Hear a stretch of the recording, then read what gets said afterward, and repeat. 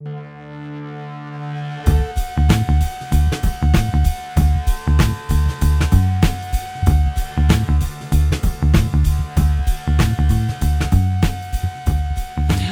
everybody, to the Nightly News Podcast. This is Professor Paul Miller, and I am sitting in today with always one of our favorite guests, the director of the First Year Experience, Janet Bixler. Janet, welcome back to the show.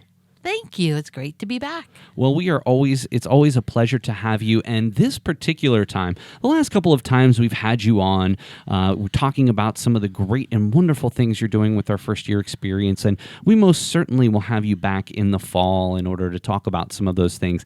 But today's podcast is specifically to talk more about The Hand That Holds the Quill. Astute podcast listeners will remember that last year we had been talking about The Hand That Holds the Quill for quite some time, but unfortunately that which shall not be named happened, and now we are 1 year later and we are getting ready to put on The Hand That Holds the Quill.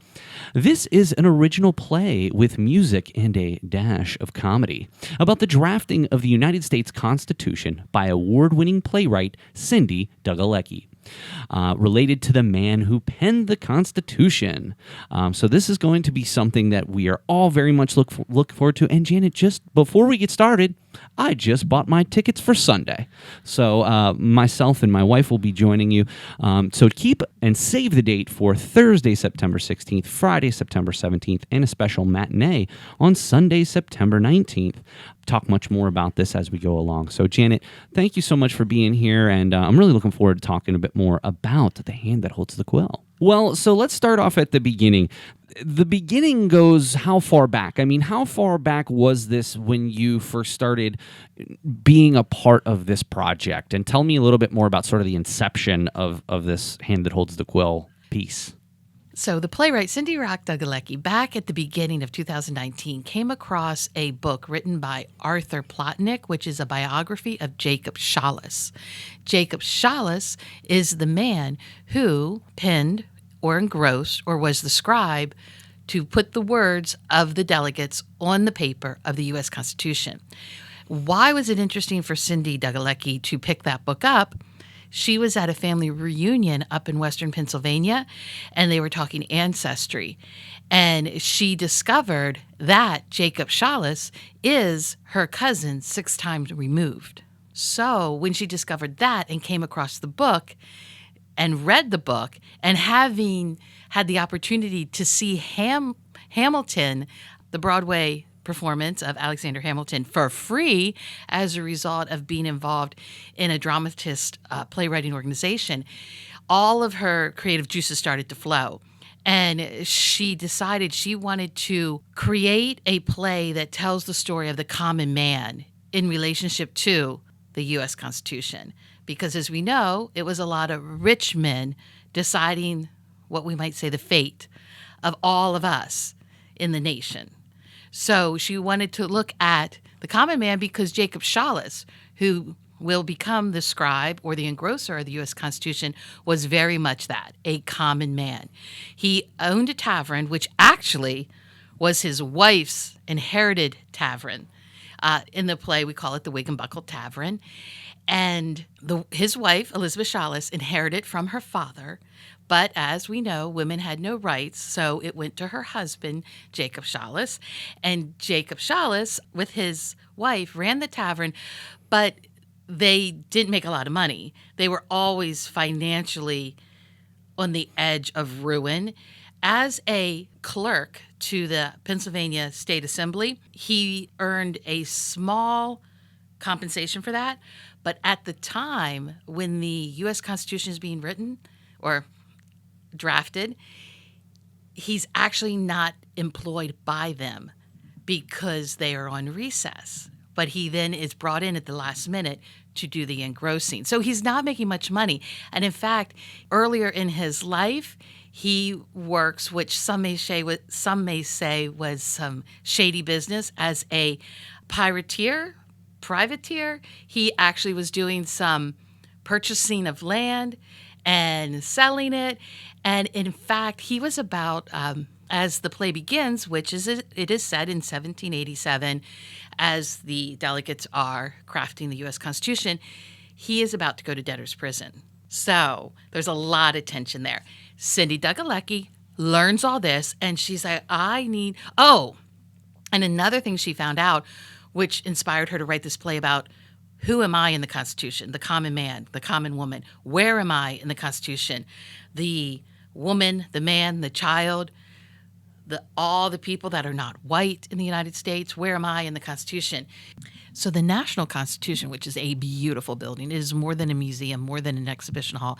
Highly recommend everybody visiting it. And it's this gorgeous, huge building that tells the story of the creation of the U.S. Constitution, but it also draws so many parallels to today and the recent history of the formation and growth and evolution of our nation. And there are tons of interactive exhibits in there. Oh my gosh, I can't say enough about it, but I can tell you, as Cindy Dugalecki noticed, nowhere in that amazing building is there mention of Jacob Shawless. That's insane. I wonder why he wasn't more part of the story, because as you know, history is simply someone's, honestly, in many cases, people's interpretation of what happened, and it's just getting passed on over the years. Why was he not included in some of these early, or even any historical reference from the creation of the Constitution? The common man. So just because he was a common man, he was nowhere to be found in any of the historical references? Well, not at the National Constitution Center. Gotcha. And that's one reason Arthur Plotnick wrote his story, biography of Jacob Shawless. He is mentioned elsewhere. There's a plaque of him, I think, at the State Hall, Independence Hall. Awesome. So then, long story, sorry. So after Cindy reads the book by Arthur Plotnick and speaks to her relatives and does lots of research, and having seen seen Hamilton the musical, she gets inspired to write this play. And then September 2019, she has a draft of the play, and she calls forth a magnitude of local actors and sits them down at this at 3 giant tables over in Mechanicsburg, and she asks them to do a table read so she can hear her words out loud. And I was involved with that. So while after that happened, she's very inspired to move to the next development of her play, where she wants to go back and she wants to make edits, and she involves the creative work of her creative partner, Chris Purcell, who is a composer, and asks her to develop music that could go along with the play, and that the characters would have opportunity to bring their emotions forth through music. While at the 2019 September table read of the play, Chris Krahulik was attending it just to listen to how the script develops, because she is a local theater practitioner. She has a great love. Has a great love for history, and the playwright knew her and asked her to come in and just give her thoughts. Well, after spending some time with her and talking about the script in its present form, Cindy and I said, if we get a chance to put this on stage in any form, we should ask Chris to direct it, which we did. So then we decided in September 2020, on the theater schedule here at the Capitol Blue Cross Theater, we would put a formal stage reading of The Hand That Holds the Quill in the theater with the music.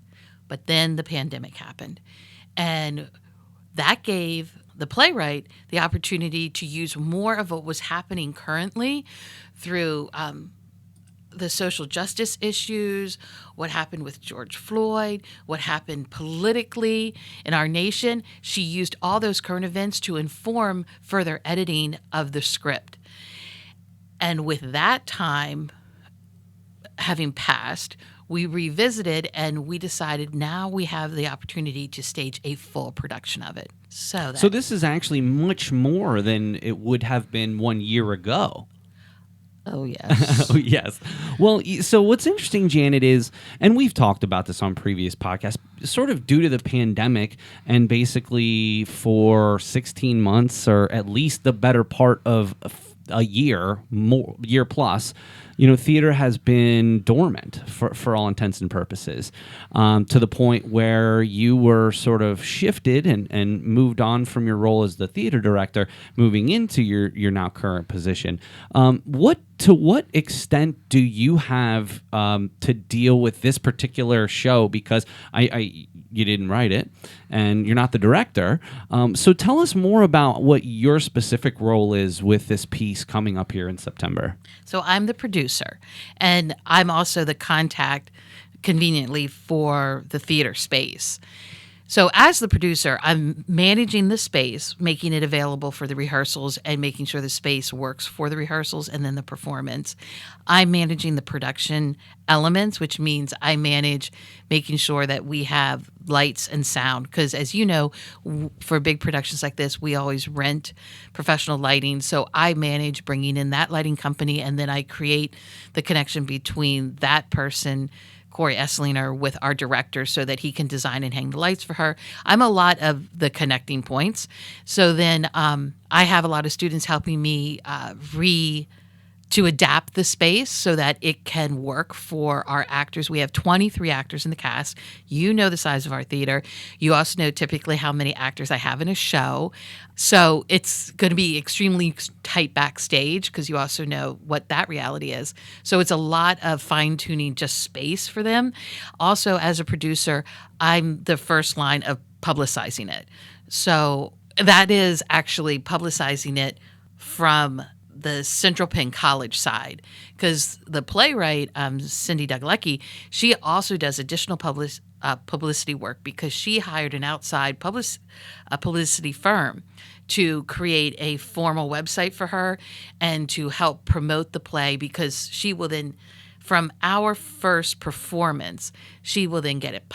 She'll probably actually do more editing because she will learn so much more. Sure. And she will adapt it, and then she will put it forth to be published, so that then high schools and colleges and community theaters, regional theaters can actually purchase the script and perform it in their theaters. So she's creating a whole website dedicated to her plays and at this point, really highlighting The Hand That Holds the Quill. So she's doing that with an outside publicity group. But here I do a lot of social media publishing.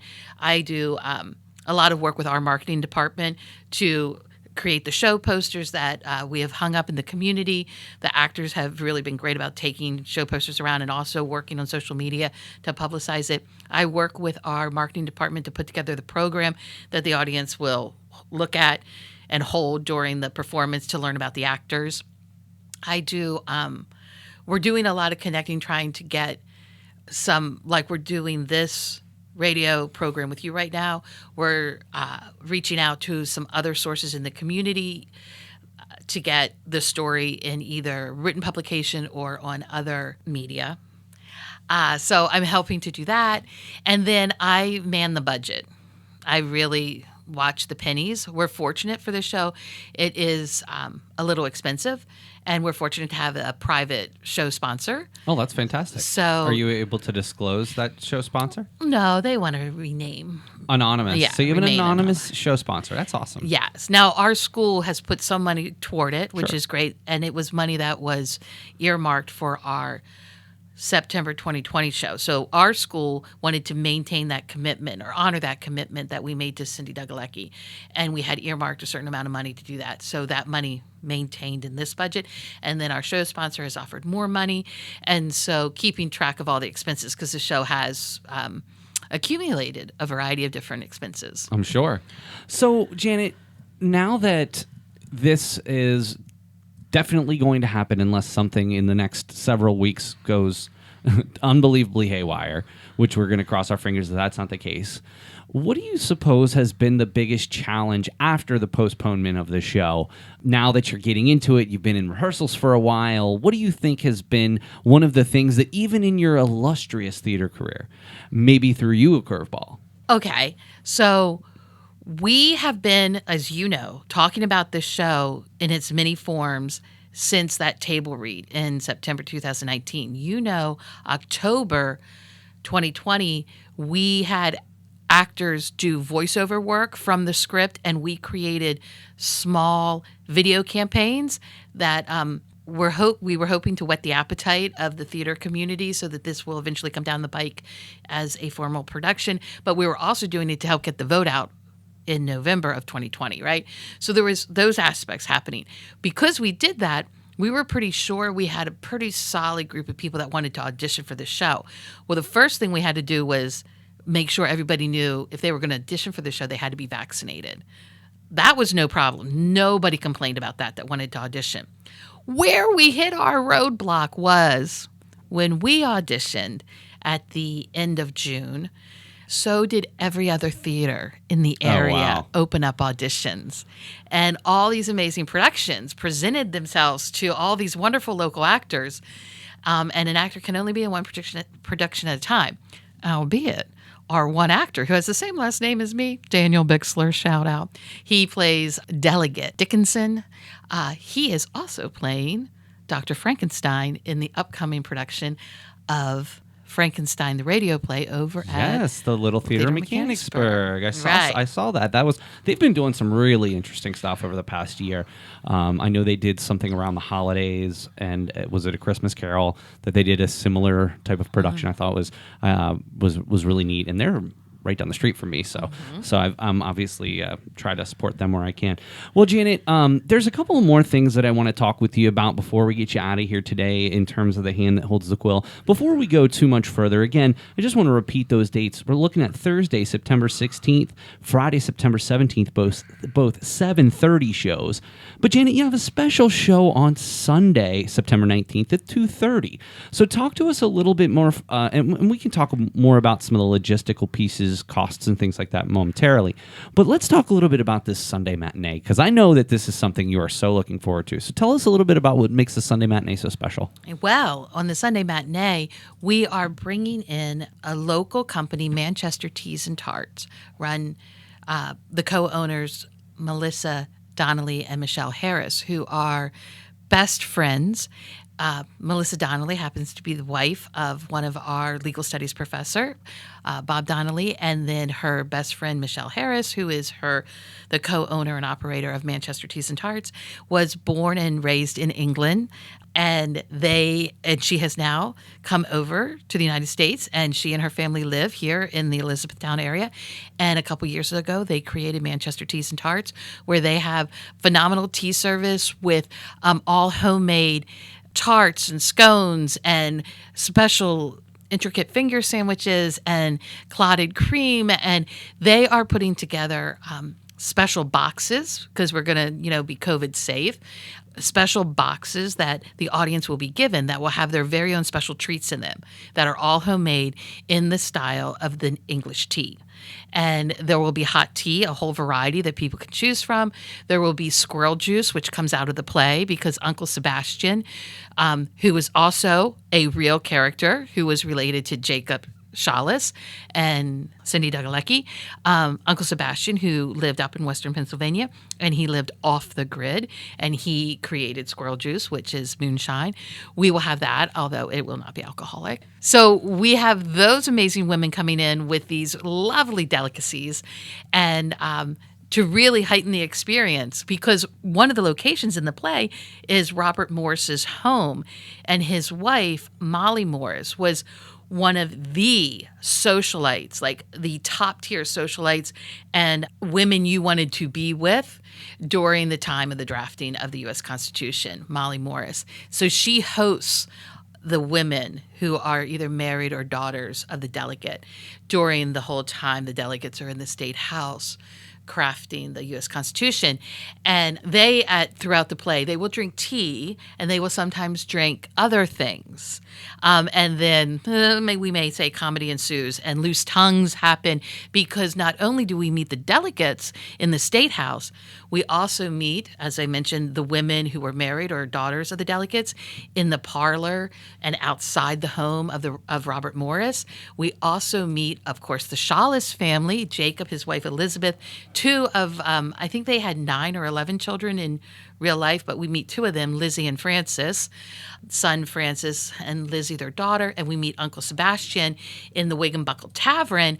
And then combining throughout that space, we also meet Absalom Jones and his wife Mary, who are free Africans, and Absalom will later become one of the co-founders of the AME Church, the African Methodist Episcopal Church. We meet them as they are advocating for abolition. They are advocating for the freedom of all slaves, the freedom of all people, but they're also really advocating for literacy for all people. And we meet Abba, who is enslaved to two of the characters in the play. There's quite a bit of tension at times. And well, a lot of people don't realize we didn't have public education in this country till after the Civil War. So, to your point about literacy, I mean, I would say very small percentage of the population back at that time was literate. Yes. But yes. Well, yes. Janet, there's one more thing that I just wanted to note. This is one of the first times that I can recall that faculty and staff are going to get a special discounted rate on this show, students and alumni as well. So for the Thursday and Friday show, students and alumni will pay only $5. And as we look, there are a limited number of tickets remaining, so please be sure to check that out. Faculty and staff on the Thursday and Friday show can get in for $10, and general admission tickets are $15. I will say that the Sunday matinee is a $25 matinee. That's for all people. However, to Janet's point, it's going to be well worth that $25 to make sure that you can make it on that Sunday afternoon.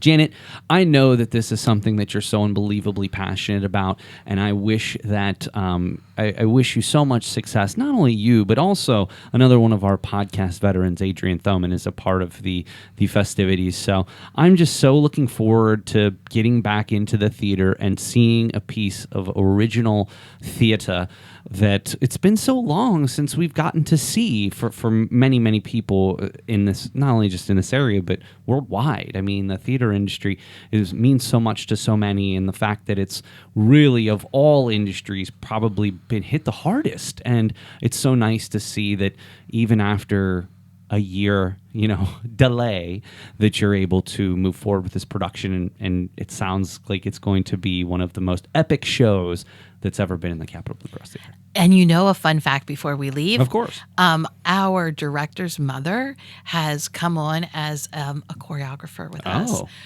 She actually, our director's mother, was a rockette. Oh, wow. In New York City. And because we have original music created by Chris Purcell, the music is quite varied. And it is really going to help the audience connect to the themes of who am I and where am I in this Constitution on another emotional plane, as music often will touch us in different ways. Well, there are some really fun parts too. So we will say kick line, the delegates, kick line. That's all I'm going to leave with. So there's a lot of things to experience with this show. Well, before we leave, and again, I just want to refer everyone to givebutter.com/quill, Quill, to grab your tickets for Thursday, Friday, or Sunday, The Hand That Holds the Quill. But Janet, before we leave, there is something very special going on with this particular show on Saturday, September the 18th. So tell us a little bit more about that. So on Saturday, September 18th, the cast and crew will be loading up on a bus and in a van and taking the show on the road to Philadelphia. That is so incredible. I love it. And there's a very special venue where we're performing it. And if any of the listeners would like more information, they can contact me at my email here at Central Penn College, Janet Bixler at centralpenn.edu, and ask me about the Philly show, and I can give you more information. But do respond as soon as possible, because the opportunity to grab one of the seats at that special venue are going fast. Well, I am so glad to know. I'm sure that you're glad to be a part of this. Well, Janet, from all of us with the Nightly News, we wish you just the absolute best of luck with this. We hope that the shows are sold out. We hope that the performances go as planned. We hope that your special event in Philadelphia goes off without a hitch, and I'm super, super looking forward to the Sunday matinee. So, Janet, I'm just so glad that we're back on. We're talking about the thing that I know that you're so passionate about. I can just see it in your face as we talk. So I just thank you so much for being here, and I wish you all the best with this show. Thank you, Paul Miller, for supporting the theater. No problem. Now, we will have you on again next term, Janet, talking a little bit more about new things you have going on with your day job, if you will. But I'm glad that we got to have you in here today to talk a little bit more about one of your passions. So, Janet, thank you so much for being here, and best of luck with The Hand That Holds the Quill. Thank you very much. All right, that's going to do it for this episode of the Nightly News Podcast. For the director of First Year Experience, Janet Bixler, this is Professor Paul Miller, and we'll see you again next time on the Nightly News Podcast. Hi, this is Adrienne from the Student Activities Office. Thank you for listening to the Nightly News Podcast.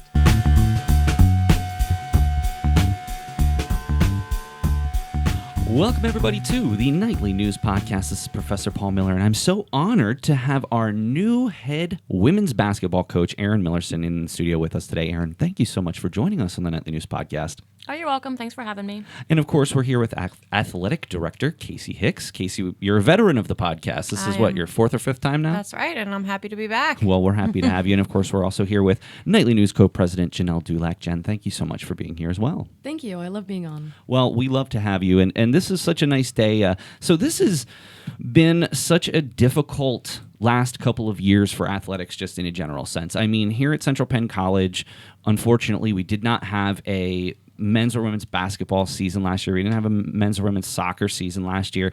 It's really been difficult. So I really wanted to start with you, Erin, and just kind of come full circle here to the pandemic. How has, just in a general sense, I know obviously you're new to the school, but how has, maybe in some of the other things that you do, how has the pandemic impacted athletics from your perspective? I think it's impacted everything. I have kids of my own, and their seasons were canceled as well. And you have to, look at the big picture. That's hard for adults to adjust to a pandemic. So when you expect kids to come in and play sports and commit, it's really hard. A lot of their families, they went home to them. Last season was kind of a bust. We had a few open gyms, and a few ladies will come, and we'd run a little bit. But it was just hard to get them together when most of them went home to their families. And and we didn't blame them for that. A lot of them had elderly family members, and then you'd see all over the area football, basketball. A lot of sports was bust. So I felt the worst for the kids, the seniors, the high school kids who need sports and those scholarships to get out of their areas, to get into school. So I felt the worst for those kids. Well, and it's interesting, and I'm sure that Kasey has told you, but one of the things that I did last year was I did a documentary for one of my classes because I'm going for my PhD, and I did a documentary about the seniors on our baseball team, and how the season started off so promising, and then COVID really stripped that from some of those seniors. So I'm glad that you brought that up. At least, hopefully, some of those seniors, maybe in high school, at least hopefully they do have a future in playing college sports, and I think that that's so important. In your past, tell us a little bit more about yourself. Tell us a little bit about your background and how you ended up here at Central Penn. Well, it's kind of a funny story. I'll start from the beginning, though. I went to a very, very small high school. It's called Southern Huntington. I don't think anybody knows where that's at. It's in Huntington County near Racetown Lake, if that puts it in perspective. And then I went to Shippensburg University. I'm also a Ship alum. Oh, yeah? Mm-hmm. I'm not going to tell you when I graduated, so don't ask me. A long time ago. Well, I graduated with my master's in 2009, so it's been a little while since I've been there, too. Oh, I was gone before that. So, and then I just my oldest son at the time was involved in basketball. I took a break for a little while once I graduated Shippensburg because I didn't know what I wanted to do. I thought I wanted to work with delinquents, and I went back and forth with that. Then I thought I wanted to coach then. And I thought, I need a break just from, we traveled a lot. In Shippensburg, we were always gone 2 or 3 days a week, so I just needed, I think, a break when I graduated. So I coached my oldest son, which I will never coach one of my own children again. I can only imagine how difficult that's got to be. It was awful. It was awful. He loved it, kind of, until I embarrassed him a few times. But I thought about getting into coaching girls. I knew I dealt better with boys at the time because I am kind of, I don't want to say abrasive, but I am. And I thought I saw an assistant coaching position coming up, and I've seen them come and go throughout the years, and I never realized, I love it, I want to do it. And I'm like, well, maybe not. I don't know about that. So then my husband actually found this. He's like, hey, there's an assistant coaching job open at Central Penn. Why don't you check it out? So I checked it out, and I put in for the assistant coaching position. Well, then my phone rings one night. It's like, hey, this is Kasey Hicks, the athletic director. I'm calling about the coaching position. You so interested? Sure. So what do you think about head coach? I'm not going to tell you my reaction. I don't think I cursed, but I might have. I'm like, that would be great. Then I got real excited. So that's pretty much it without talking too much. No, I think that's wonderful. So, Kasey, tell us a little bit about your first. Had you known Erin before? Had you run into each other in the past? Because obviously you've been a coach for quite a long time. How did you first get to know Erin, and what was your impression of her when you first met her? Truly, I did not know her prior to looking at her resume. I knew a lot about Shippensburg women's basketball and the success they had, especially during the time that Erin had played there. But coaching in and out of gyms, she was mostly coaching boys, and I was coaching on the girl side of things, so I never kind of really ran into her. But when I saw her resume, I was really impressed. I knew we needed somebody in here that could come in. She says she's abrasive, and I think we might need that a little bit on the sideline. So good trait it's of a a good coach, quality for a coach. And some of our girls, they're challenging, and they will. You give them an inch, they're going to take a mile. But I think Erin, has that type of mentality and is going to bring that discipline to the program that we need. So my first phone call to her, she did apply for the assistant position, but we had the head position open up, and I was so impressed with her cover letter and her resume that I just wanted to have the opportunity to talk with her regardless, whether she was interested in the head or assistant position. We had 2 positions to fill, and we brought her in for her first interview, and like I said, I just knew that she was going to bring that mentality that we needed with the team. And unfortunately, that's when COVID happened, and I wasn't able to see it that first year. But here we are, full circle, her second year, and I'm excited to actually be able to see her on the court in the games with the girls. And that was really it. Just impressed with our first phone call. She I think when she first picked up the phone, funny story, she thought I was like a salesperson she was like, who's that? And I was like, okay, well, I said I wanted somebody with, enough personality to be able to hang with our team. So as soon as she answered the phone like that, I was like, okay, well, we, there you go. We've got what we're looking for. So, and so far it's been great. The girls have responded really well to her, and I'm excited to see them on the court this year. Awesome. Well, we'll be seeing them on the court coming up here in not too long. November is when basketball gets rolling, and we're really looking forward to broadcasting some of those home games here on the Nightly News Media Club on Central Penn College YouTube channel. So, of course, we'll keep you updated with all of those, the schedule and everything else, as that's still getting worked out. Now, Jen, one of the reasons that I wanted to have you in here, so I know that you're playing volleyball, and what I really wanted to ask you is, what is some of your background with sports? And a second question, what impact does a good coach have on not only just the team, but certainly your ability to get better at that sport? I have a very limited amount of experience with sports. My mother was actually like the 1,000-point scorer for her high school and her college, so she has had a major legacy at Ramapo, but the Dulac legacy does not live past her, and I'm not athletic in any way. But volleyball is a sport I've always really loved, even like in middle school when we would do like bracketeering. It's just something I've always enjoyed, but not in like a way where I think of it as a sport, but more just like a game that's fun. And when I came here and I heard that there was going to be a volleyball team, now a volleyball club, but it's still really enjoyable to get with the girls and have a fun time doing scrimmages with each other and just passing around the ball and trying to get better. That's really what I've enjoyed. But with having a mentor, I think everybody's had a great mentor, and I think everybody's had a bad mentor. And you can really tell the difference when somebody isn't like asserting themselves to make sure that your life and your work is getting better. As I've grown over time, with both bad and good mentors, I've been able to enhance myself to potentially be a mentor in the future, which I think is the goal. Well, and I think that that's very interesting because coaches do have, what is it? Something like less than 1% of college athletes go on to play any type of professional sports. Definitely. When you think about it, and Erin, I wonder if you want to chime in on this too. When you think about it, your role as a coach, and don't have much coaching experience outside of coaching my son's little league, but the role of the coach is really just to get people out there, have fun, get some exercise, but to a certain point to learn a lot of life lessons. yes, obviously, if we've got some wonderful players, and even here at Central Penn College, we have had some of our basketball players go on and play professionally, but it's such a small percentage, and just to be able to have that impact on another person's life and hopefully teach them some things, I think to me seems the most rewarding. What about you? I would agree. Throughout my career and the many years that I've played, I've had fantastic coaches that you love and you do anything for them, and then I've had some that you're like, not so much. You're not really that great, but I think it's more along the life lessons these days. There's a lot that these kids go through, especially here. A lot of them have a lot of issues going on the outside. So being a coach means that you need to, be consistent, show up, be on time. You can't go to your job and be late. You can't talk back to your employer. You can't not go to class. Grade expectations is a huge thing, and I think as a coach, it's our responsibility because big picture is education. They're here because they want to get a degree and play basketball along the way. And that's just one thing that I've always, because I know when I played sports, it saved me and made sure that I got a degree. And if I wouldn't have played basketball, I'm not sure where I would have ended up at that time. I was a little bit of a hothead, so that structure is what I needed. And those types of coaches are what I needed to get me through. So I feel like as a coach, it's our responsibility to help them succeed, not just in sports, because like you said, 1% might go on, but that degree is forever. So I just think we're something that's important as well to the education.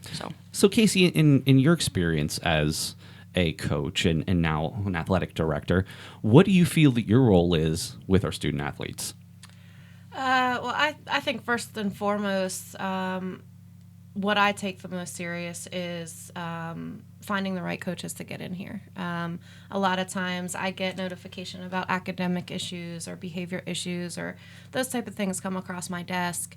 And me being a coach here previously, I know that the coach is oftentimes the number one motivator behind a lot of those things. And they're the ones that can have that heart-to-heart with the student, and the student will open up to them. The coaches are really behind that bigger picture that we're talking about. So my biggest priority, I think, is just making sure we find the right coaches to get in here and be able to motivate our student athletes, because our student athletes here, like Erin kind of touched on, they're bigger than just student athletes. They have full-time jobs. They have families they're taking care of. So yeah, just making sure we are putting together a diverse coaching staff, and really working as a team, putting out that teamwork. And obviously, I like to have an open door policy. If we have issues with coaches or we have concerns, I want the students to know that they can come talk to me too. I was a coach. I love to hear from them. I need their feedback for this. Athletics is about them at the end of the day. So to be able, to see student athletes feel comfortable enough coming to me with concerns is also, a top concern of mine too, is I want them to feel comfortable enough to know that they can come up to me, they can count on me, and we're going to put together an athletic department that's for them. I just wanted to talk to you about the idea of, how have you seen these students change over time? Because there's a lot of people that I've seen come in and out of the athletic program almost a completely reformed and changed person in a better way. So watching Kiara White kind of come out of her shell over the couple of years is really the person who's on my mind right now. So what do you feel about that? Key, man, I coached Key, and you're right, Jen. That is probably the most rewarding part about coaching at Central Penn, because of the diverse student population that we get, because of the type of student that we get, seeing them come in maybe like a hothead or, not knowing how to balance all of life's obligations that are now being thrown their way, on top of our accelerated academic program here. To see that growth throughout their process here is definitely the most rewarding thing as a coach. And Erin, I'm sure you're going to be able to witness that firsthand in the next year or two. But yeah, I think that's the beauty of sports and athletics. And I think sometimes people miss that they're thinking, oh, it's just about an orange ball or a white ball or, whatever. It's not. Athletics has a way of teaching discipline. And a lot of times I think our athletics programs here are part of the reason why students are able to really learn what that discipline is about and transfer that into the classroom with their jobs through their education.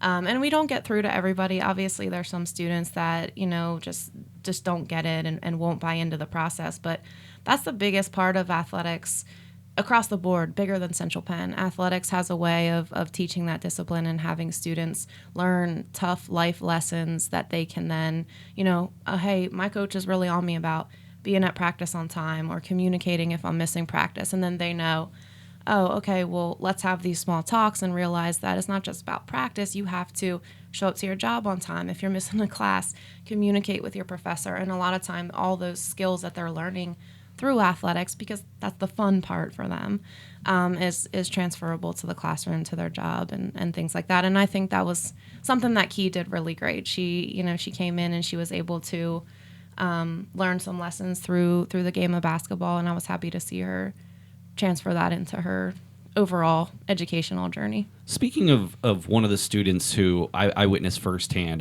change so much was Christian Fulp.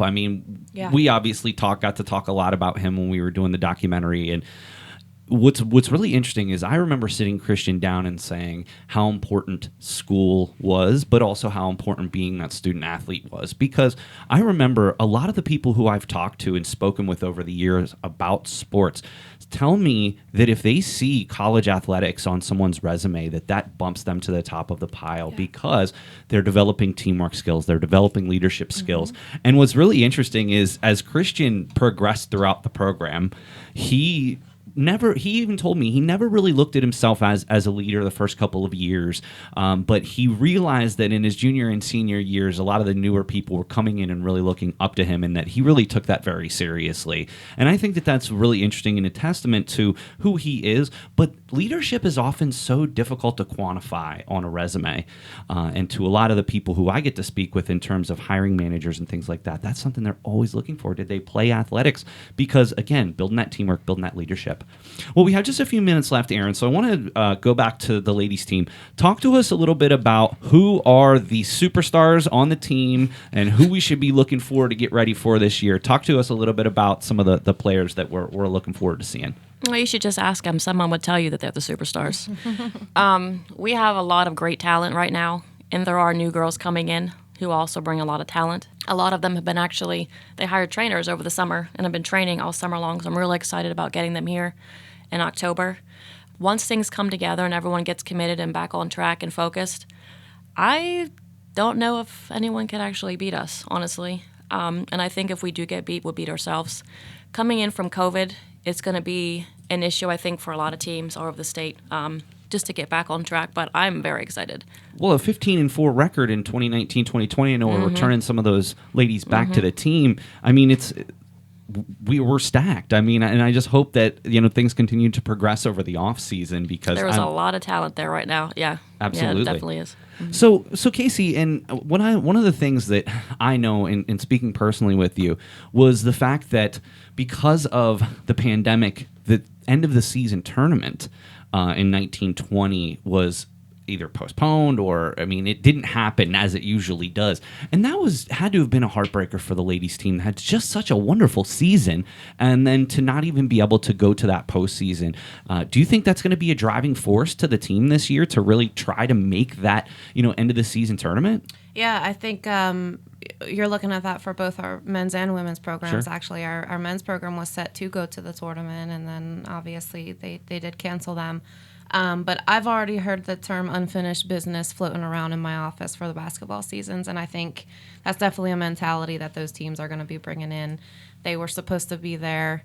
They have been working hard the past year and a half really to get back on the basketball court, so they're kind of coming back with a vengeance, and they're ready to finish something that they started over a year ago. Awesome. Jen, any final thoughts? No, I'm just really grateful to have this program here on campus, and for me, it's been an untapped resource because I've been so, dug in with all of my clubs and all of my academics. But I've been... You're in clubs? Oh, my gosh. I'm right? I never knew. Of course, I'm being facetious. Jen is in many clubs. She has too many skills. One of them is not sports. But, in the past, couple months, being part of this team setting has been really an exciting experience. I've been able to learn and develop my skills athletically, and it's been a lot of fun. One thing, and we'll sort of do a little recap here, Kasey, and talk a little bit more about some of the specific dates, but one thing I wanted to give you the chance to talk about while you're here is Sir Will's Rec Rentals. Tell us a little bit more about this program and how people can engage in that if they choose to. Yeah, so Sir Will's Rec Rentals, funny story, is something that I dreamed about back in my time when I was in admissions here, so 3-4 years ago. I would oftentimes see students walk into the basketball courts, like dribbling a soccer ball or just not having the right equipment on campus. A lot of times students want to use the sand volleyball court, but they don't have a volleyball to get out there and play. So fast forward to me in the athletics role, and we were sitting down talking about professional goals, and I said, I have a goal that I want to see, come to life. And Sir Will's Rec Rentals is now available. It's basically just athletic equipment rental down out of the underground. So, residential students or maybe students who are commuting, want to get out there and play some sand volleyball. There's all kinds of things down there that we can use across campus at our facilities that we have. So basketballs, soccer balls, volleyballs. There's some badminton, wiffle ball, golf. There's all kinds of things down there that students can come down and check out. Ultimately, it's like the library. You come in, use your ID to check out an item, and you can keep it for up to 7 days. And the nicest part is it's all free. So just something extra for our students to be able to tap into and use those resources as well during their time here as a Central Penn student. I love it. And of course, they can reach out to, if they have any questions about the rec rentals, Kasey Hicks at centralpenn.edu can reach out to her. Well, really quickly, we have the first men's home game will be Wednesday, November the 3rd. The first women's home game will be Saturday, November the 20th. But the seasons do get kicked off that first and second weeks of November. So to be perfectly honest with you, Coach Miller, I really look forward. I'm so glad that we got to meet today, and I'm really looking forward to coming out and doing some of these broadcasts for some of our home games. It's something that's gone really, really well. Kasey and I are trying to get out to do some live streaming of some soccer practices and things like that, test out some of our new equipment. And every single time it's raining or gonna rain. We don't have to worry about that for basketball, though. So at least we got a roof over our head. Fortunately, we're indoors for basketball. So, but honestly, Coach, I really appreciate the passion and enthusiasm you have, and the fact that you really take seriously the fact that you're a role model to these students, and you want to be a quality role model, a quality mentor to these young women. And it's just it's heartfelt when you hear somebody be that passionate about it. Well, thanks for having me. I appreciate it. Hey, and you were nervous when you came in, right? Oh, most definitely. This wasn't bad at all. Well, I look forward to having you on again. Maybe, when the season's over and things settle down a little bit, I would love to have you back and kind of recap the season that was. But I'm sure we'll see you on some future broadcasts. Sure, just maybe not during a game. Just wait until everything's over. Well, usually after we'll come bother you. Yeah, but I won't come talk to you through that. No, not usually during the game. Usually at halftime, because see, we don't take commercials. So usually at halftime we need a break. So we let everybody do their thing at halftime, and then at the end of the game though, I'm going to send someone over to come get you so we can chat with you. So, but honestly, thank you again so much for everybody being here today, and we're really, really looking forward to having a season this year. I mean, it had to have eaten away at you, Kasey, last year without having athletics, and I'm just so glad that athletics are back. It's like Christmas. Christmas is here. Athletics are back. So yeah, last year was tough, but I'm looking forward to this year. So keep an eye out at centralpennnights.com. Once we get a little closer to the season, all of that stuff will be updated with the schedules and things like that. Of course, come out and support Central Penn Athletics. And, we just looking forward to also seeing you on the Nightly News broadcasts of the game. So, all right, well, that's going to do it for another episode of the Nightly News podcast. For Nightly News co-president Janelle Dulac, for new head women's basketball coach Erin Miller, and for our athletic director Kasey Hicks, this is Professor Paul Miller, and we'll see you again next time on the Nightly News podcast.